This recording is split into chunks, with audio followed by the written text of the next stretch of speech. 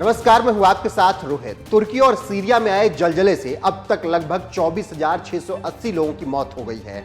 वहीं 85,000 से ज्यादा लोग घायल हो गए हैं। मलबा हटाने का काम अभी भी जारी है। मरने वालों का आंकड़ा और बढ़ सकता है क्योंकि दुनिया भर की टीमें जान माल को बचाने के लिए युद्ध स्तर पर काम कर रही हैं ताकि अगर कोई जिंदा है तो उसे बचाया जा सके। इसके साथ ही साथ तुर्की और सीरिया में शवों को दफनाने के लिए जगह की कमी पड़ गई है क्योंकि सारे खाली स्थान भर गए हैं और नए स्थान की किल्लत हो रही है। इसके साथ ही साथ हड्डियां गला देने वाली ठंड के बीच तुर्की और सीरिया में भूकंप प्रभावितों को रेस्क्यू करने का काम जारी है। इसी बीच दुनिया भर के देश विनाशकारी भूकंप से जूझ रहे तुर्की और सीरिया की मदद के लिए हाथ बढ़ाए हैं। भारत की भी लगातार टीमें वहां पर काम कर रही हैं। भारत की मेडिकल और एनडीआरएफ की टीमें तुर्की पहुंच चुकी हैं और इसकी खबर हमने आपको विस्तार से बताई थी। भारत के अलावा कई देशों ने वहां पर मदद भेजी है। वहीं वर्ल्ड बैंक ने तुर्की को $1.78 बिलियन देने का ऐलान किया है। अमेरिका ने तुर्की और सीरिया की मदद के लिए $85 मिलियन की सहायता की घोषणा की है। इसी बीच भारत में सीरिया के राजदूत बस्सम अल खातिब मीडिया से मुखातिब हुए हैं और इंडिया के आम लोगों से उन्होंने मदद की अपील की है। The situation that is on ground right now and what are the measures taken by your government? Well, actually, unluckily to say that the situation is very dangerous after this devastating earthquake. It was a big one, 7.8, started in the south of Turkey and then spread to areas in Syria. Many regions are badly affected.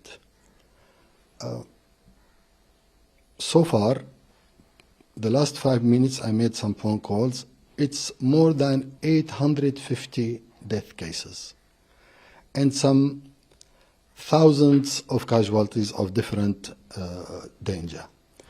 The government from the very beginning, under the leadership of His Excellency President Al-Assad, he held a meeting with all the relevant authorities to know how to handle the situation. And there is a kind of plan to administrate the situation. It's very dangerous. In some cases, it's unluckily too bad. But with the help of many friendly countries, things are improving.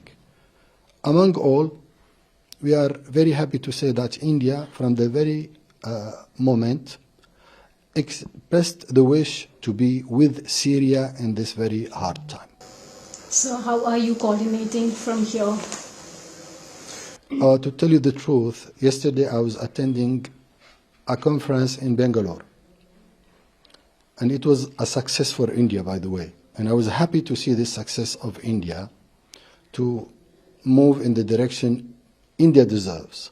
Suddenly, when I started to get the funds from Damascus, I started coordination with the brothers at the Ministry of External Affairs, and they soon responded. It was only a question of some hours when the brothers at the Ministry of External Affairs of India told me that now we have a ready plan to help Syria and to send the possible fast relief equipments. तो सुन लिया आपने क्या कुछ कह रहे हैं बस्सम अल खातिब।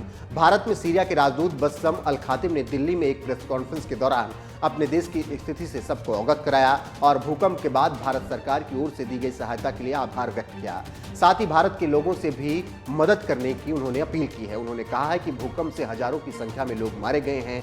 हम भारत के लोगों से मदद की अपील करते हैं। आगे कहा है कि यह सहायता सीरिया के दूतावास और राजदूत तक पहुंचाई जा सकती है। भारत के लोग भूकंप पीड़ितों के लिए जरूरी वस्तुओं का दान कर सकते हैं। पैसों के अलावा दवा, कंबल, सर्दियों के कपड़े, टेंट जैसी चीजों की भी जरूरत वहां पर है, तो जिनके पास ये चीजें हैं वो दान कर सकते हैं। उम्मीद है कि जल्द ही बैंक अकाउंट के जरिए भी दान ले सकेंगे। भारत में सीरिया के राजदूत बस्सम अल खातिब ने यह भी कहा कि पश्चिमी देशों ने जो प्रतिबंध सीरिया पर लंबे अरसे से लगा रखे हैं वो हटने चाहिए। सीरियाई सरकार ने चुनौतियों का सामना करने और भूकंप प्रभावितों तक पहुंचाने, उन्हें आश्रय और जरूरी चीजें आपूर्ति करने के लिए अपने सभी बलों को लगाया है। साथ ही दूसरे देशों से भी मदद की अपील की गई है। इससे पहले भी उन्होंने भारत के लोगों से आग्रह करते हुए भूकंप पीड़ितों के लिए जरूरी सामान भेजने को कहा था। तुर्की और सीरिया में भारत समेत दुनिया के कई देश राहत और बचाव कार्य में जुटे हैं। तो आप समझ सकते हैं कि क्या कुछ हो रहा है और भारत किस तरीके से तुर्की और सीरिया में लगातार लोगों की मदद कर रहा है और अब लगातार वहां से मदद भी मांगी जा रही है और दूतावास जो कि भारत में है वो हाथ जोड़कर भारत का धन्यवाद कहते हुए मदद की अपील कर रहे हैं। फिलहाल जिस तरीके से भारत तुर्की और सीरिया की लगातार मदद कर रहा है उस पर आपका क्या कुछ कहना है, अपनी राय कमेंट कर हमें जरूर बताएं।